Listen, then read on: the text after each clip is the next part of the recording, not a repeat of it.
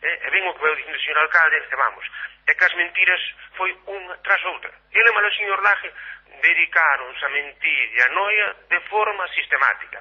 E non é só o que lle mentiran a noia, é que utilizaron o poder que podían ter, a través dos seus contactos en Madrid, o seu ministro, señor Blanco e demais, utilizaron todo ese poder para facer unha actuación no mundo da administración pública que lle digo a vostedes sinceramente que eu non son ainda a día dos capaz de entender como unha administración pública se pode prestar a tamaño enredo destes absolutos irresponsables. Non alcanzo a entender a estas alturas do ano 2012.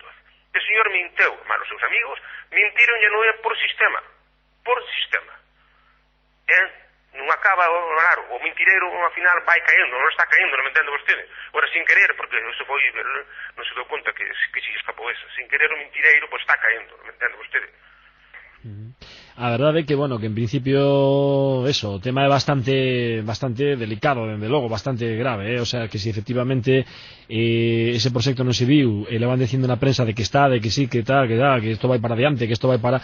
E que ademais había xa unha cousa que bastante estrana, non? Era que efectivamente, como vostede comentou aquí fai aproximadamente un mes, se houbera unha modificación dun proxecto ademais de semexante magnitude, lóxicamente habería que esperar outra vez a volver a facer a tramitación, non? O sea, porque non é coller e dicir, non, agora modificamos e xa tiramos para diante, non, hai que volver a facer a tramitación de feito.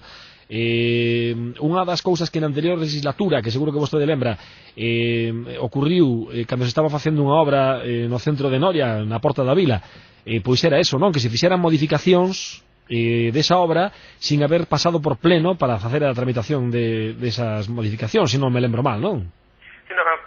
Pero primeiro aí o procedimento é distinto nesa obra da Vila a da retirada de Escollera. O procedimento de retirada de Escollera é completamente diferente. Primeiro, que se dou foi que na mentira que mensa que había aí era que non había consignación orzamentaria para efectuar tal retirada, había unha pequena partida na Dirección Xeral da Agua, que foi a que tiraron, a que foi o xogo, estes cartos, porque ademais das mentiras do señor alcalde, esas mentiras aos ciudadanos non lle saíron gratis, para nada, que teño que recordarlle neste punto aos veciños de Noia que todo o paripé que se armou con traza desde Barro a San Lázaro, as palas aí enredando, porque a Gran Vía que non se estaba máis que a enredar, máis que a perder o tempo, pero xa hai no que pagar, se sale dos impostos dos ciudadanos.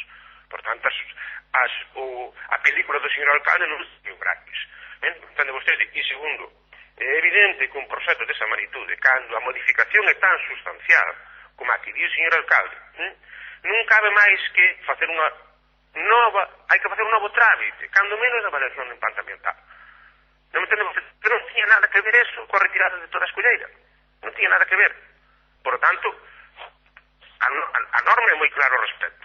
Obriga a facer todo un novo procedimento, etcétera, etcétera. Non me entende? Que non pode saltar o señor alcalde con moitos amigos diputados que teña. E ainda que os diputados sexan ministros, é exactamente igual.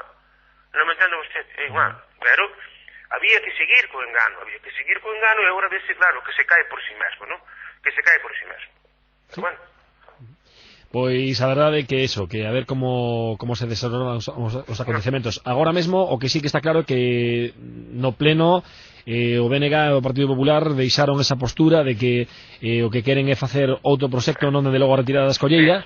En principio non sei se eso que se falou no pleno pode chegar a implicar que se quere facer o proxecto de rematar a Escolleira e o proxecto que ten pois aí o colectivo Escolleira, pero de entrada polo menos, bueno, pois foi un paso, digamos, dado hacia adiante, non? Si, non, vamos a ver, nós primeiro, para nós o pleno do Benres foi un pleno moi importante, no sentido de que se dou un paso tremendo cara adiante. Entende vostede, por moito que alguén poda pensar ou tentar matizar o contrario, non, foi meridianamente claro, se lle digo a vostede. O acordo que hai é que se demanda un verdadeiro proxecto de regeneración da Administración Central no ámbito das súas competencias é que a Xunta de Galicia actúe de forma decidida sobre o porto de Noia e sobre o seu espacio. Por lo tanto, agora o ámbito de decisión de canto se paga aí abaixo xa está noutras esfera, non entenden vostedes, xa está fora da Administración Local de Noia. Agora nós, como colectivo que nos queda traballar, e así vamos facer, diante da Xunta de Galicia, diante da Administración Central, e incidir en todos esos ámbitos para que, efectivamente, pouco a pouco, porque tamén hai que ser realista, hai que darse conta no como estamos, pero que pouco a pouco se poda redactar un proxecto de actuación o proxecto de actuación de recuperación do espacio productivo, de recuperación do Porto de Noia, de recuperación da Praia da Barta, que pouco a pouco pode quitar a Noia deste abandono no que está metido. Sabemos que non podemos contar coa administración local de Noia, tampouco nos preocupa moito, quedamos aliviados, sabe, se me entende vostede, porque ir ali e máis desesperarse era a mesma cousa. Pero por lo menos ábresenos un espacio tremendo para poder traballar e aproveitar as circunstancias de que hai un diputado na administración central, que non é fácil, unha comarca como a nosa, pois teña un diputado e o señor Perecinsa pois tamén se nos prestou a botar unha man en todo canto poida facer para Noia, porque nos constanos que é unha persoa que a esta vila lle quere, e entón vamos a aproveitar esa sinerxía que se dá entre que a Xunta está no mesmo goberno, na administración central e tal, que por moito que eu critico o señor Vieito, pois eso sempre é algo que axuda a quitar os proxectos das comarcas e dos sitios adiante. Entonces vamos a intentar aproveitar todo eso e traballar intensamente nese campo. É o que nos queda a nós como colectivo para ver se en un corto espacio de tempo, sabe que un proxecto dese tipo, corto espacio de tempo, estamos falando de moitos meses, non? Pero, sí, claro, polo menos, se queda algo, se en 2 anos ou 2 anos e pico, damos tido un proxecto claro, con toda a tramitación feita, para actuar en todo ese espacio, pois eu creo que podíamos sentirnos satisfeitos. Pois, a ver, dende logo xa que polo menos non se faga nada que sexa irreversible, como se estuvo a punto de facer, empezándose a retirar esa escolleira, sino que polo menos que ao menos se manteña, digamos, durante un tempo sin que se vaga nada que non se deba, para conseguir un proxecto que, bueno, que en principio vese moi completo, ese proxecto que ten o colectivo Escolleira, o sea que sería, a verdade, un cambio total e absoluto para Noia, para Bisbarra, non solamente Noia, sino toda Bisbarra. Non, nós temos absoluta convicción de que volvería a colocar a Noia na historia. Noia foi a vila que foi, que toda a comarca sabe, e volvería a desempeñar un papel moi semellante ao que tivo no seu día. Actualizado, non son as mesmas cousas que naquele tempo, pero son outras distintas que teñen que ofrecen tantas ou máis oportunidades das que houve no seu tempo. E temos absoluta convicción de eso así.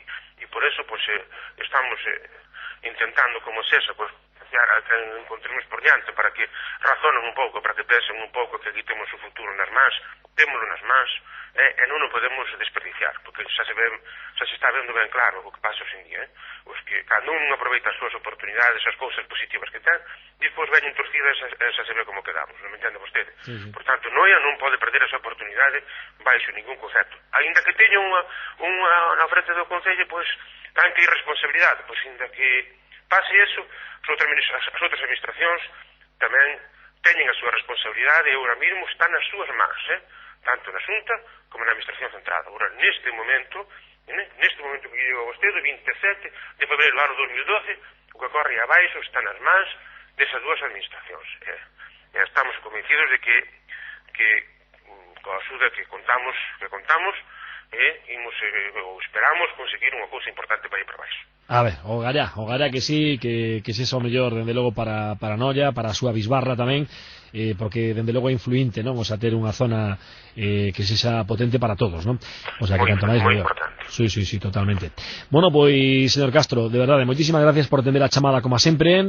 Bueno, pois, alégrome de que polo menos o pleno, este pleno, haya servido polo menos para deixar algunha cousa clara, porque eso, plenos de 3 minutos, ademais con puntos así moi así de por arriba, pois certamente non son nada gratificantes, pero bueno, é o que hai.